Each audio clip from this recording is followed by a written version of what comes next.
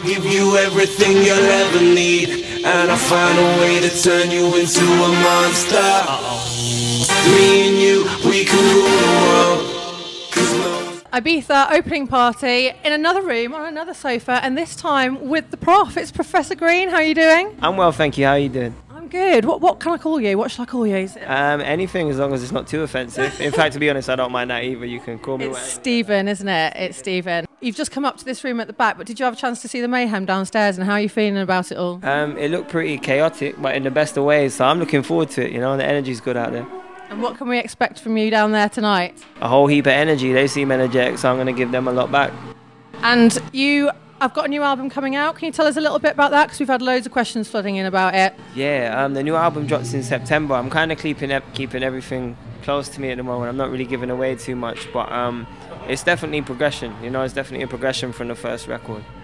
As I said, we've just had loads of people kind of messaging in on the Facebook group, and most of it, they wanted to know like how you started, what your inspirations are for your music. So can you tell us a bit about that as well? Yeah, I started listening to rap when I was 10 or 11, and Biggie was the first rap artist I started listening to. And from there I got into East Coast hip-hop quite a lot. And I've always preferred the East Coast sound more than the West Coast. But Biggie's still my favourite rap artist today. I listen to loads of different types of music though, and I think that's prevalent in my music. There's a lot of different influences. I did have a quick sneak peek at your website today, and I read on there that you were in a design company and you passed like a flyer one day to go and do one of the kind of live rapping competitions. Is that how it all began for you? I was out on lunch, and I see this poster for an MC battle, and I went down there with my lot. And I won my first battle actually, and that was kind of how I got into the whole battling thing. Prior to that, I just started messing around freestyling with my mates. And continued to win, from what I read. Yeah, I lost a couple of times, not too many. I think it was like 112 battles, and I only lost 8 times. Some of them I didn't deserve to lose either. I'm not just saying that. Well, I don't think you're going to lose in here tonight. Like they've been shouting your name like all night long, and they're all screaming. I mean, like. I'm just going to go back to the Ibiza thing, because obviously we're here now. How does it feel to be back on the island and about to perform? I think you've got half an hour to go. Amazing. I've worn nothing but my T-shirt. It's a nice feeling. There's a good vibe on that island.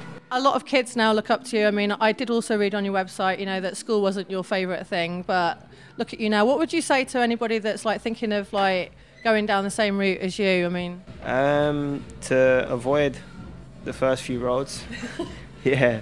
And just work hard, you know, and be prepared to work harder if it does start working, because that's when the real work starts. You know, I think everyone has this ideal and an idea of music and becoming successful in music, and it will solve all your problems. It makes certain things easier, but you know, it doesn't stop you having good and bad days, you know.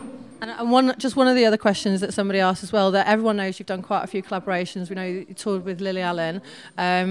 And somebody said, do you get on with N-Dubs? I don't know whether that's a relevant question, but do you? Yeah. Me and Dappy are doing a song for his album, actually.